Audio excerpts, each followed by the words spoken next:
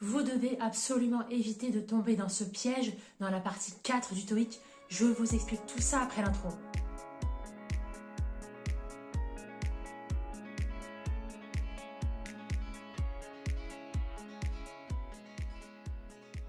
Bonjour à tous, c'est Asma du site Helptest Anglais. Si vous me découvrez dans cette vidéo, j'ai créé cette chaîne YouTube et site internet pour vous aider à apprendre l'anglais pour réussir votre test TOEIC. Donc avant de démarrer, si vous aussi vous préparez cet examen, n'hésitez pas à vous abonner à cette chaîne. J'y publie régulièrement du contenu qui peut vous aider à vous aussi dans votre préparation.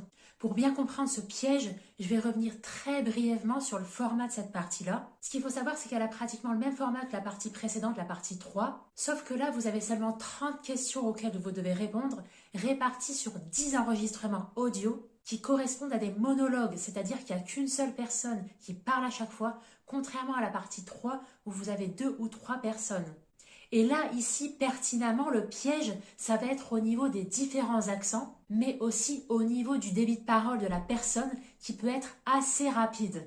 Alors, je vais m'expliquer sur ces deux points-là. D'abord, je m'exprime au niveau des accents, parce que dans les monologues que vous allez entendre, les personnes qui vont s'exprimer, ça va être à travers différents accents. Donc par exemple, accent américain, britannique, australien. Alors parenthèse ici, vous pourriez me dire que c'est le cas dans toutes les parties de la partie listening en fait. Mais là, la difficulté ici, et c'est mon deuxième point, c'est que dans ces monologues, le rythme de parole est assez rapide et assez monotone aussi. Donc c'est un triple piège en un en fait. Donc comme si ça suffisait pas dans cette partie, c'est une personne qui parle, le débit de parole assez rapide, plus un accent différent. Et c'est très facile de se laisser perdre dans ses pensées et de perdre totalement sa concentration. Cette partie-là est la plus difficile de la partie listening, je trouve. Ça, c'est mon impression personnelle. Vous êtes libre de me dire en commentaire si c'est le cas aussi pour vous, mais je pense que ça peut être votre cas à vous aussi. Donc j'ai deux gros conseils de révision à vous donner pour éviter ce triple piège.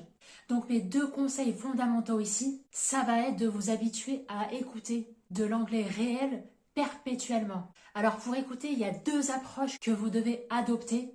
D'abord, vous allez avoir une approche passive de l'écoute de l'anglais, c'est-à-dire que vous allez perpétuellement, le plus souvent possible, écouter de l'anglais sous forme de podcast, et surtout qui correspond à votre niveau actuel pour vous permettre de renforcer vos bases et de monter en compétences progressivement. D'ailleurs, j'ai compilé toute une liste de podcasts par niveau que je partage en jour 1 de ma mini-formation gratuite où justement cette liste de podcasts, elle regroupe différents accents qui va vous permettre de varier votre écoute. Ensuite, dans le deuxième temps, vous allez adopter une approche active de l'anglais. C'est-à-dire que lorsque vous allez regarder un programme, ça sera systématiquement en anglais avec, si possible, les sous-titres en anglais. Si vous n'êtes vraiment pas à l'aise pour le moment avec l'anglais et que vous regardez des séries sur Netflix, je vous recommande l'extension Chrome Language Reactor qui vous permet de regarder des séries Netflix à la fois en VO et en français. Ça vous permet de suivre simultanément la version originale et la traduction en français. Si vous n'avez pas Netflix, je vous recommande fortement d'abuser des conférences TED sur YouTube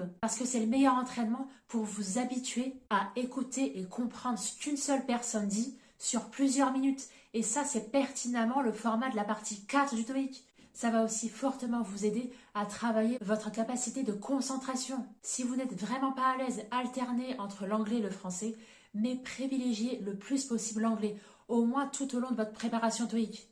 Alors il y a aussi toute une façon de faire pour bien écouter activement de l'anglais. J'ai fait une vidéo à part entière sur ce sujet, je ne vais pas y revenir ici, mais il y a vraiment une façon de faire si vous voulez vraiment tirer parti d'une séance d'écoute active de l'anglais. Ayez bien ces deux approches d'écoute de l'anglais, ça peut paraître bête comme conseil, mais je vous garantis que ça fonctionne. Vous pouvez être découragé au début si vous ne voyez pas forcément les résultats, mais accrochez-vous, vous n'apprendrez pas une langue étrangère en une nuit en regardant une vidéo sur YouTube en dormant. Il faudra vraiment vous y mettre perpétuellement, constamment, de façon active et passive. Il n'y a que comme ça que vous apprendrez l'anglais.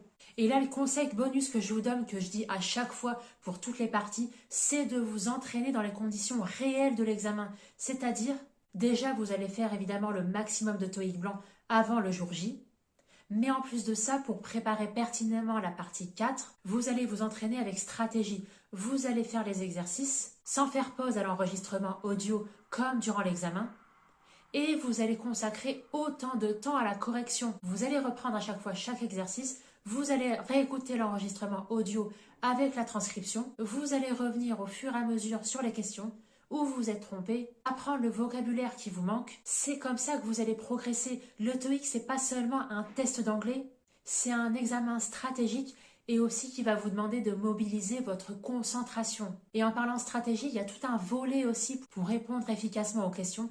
Je vous laisse découvrir tout ça dans ma vidéo complémentaire que j'ai fait à ce sujet où je vous indique quelle est l'erreur à éviter dans la partie 4 et j'y reviens très longuement. Voilà, pour compléter cette vidéo, n'hésitez pas à retrouver mon article complet à ce sujet et n'hésitez pas à me dire en commentaire quelles sont vos difficultés au TOEIC et j'essaierai de vous aider pertinemment en vous donnant un conseil concret pour vous aider à surmonter votre difficulté. Voilà, likez cette vidéo avant de partir, ça encouragera mon travail pour me permettre de continuer à vous donner des conseils gratuits et toujours mis à jour. Voilà, je vous dis à très vite sur EdTest Anglais et très bonne préparation TOEIC.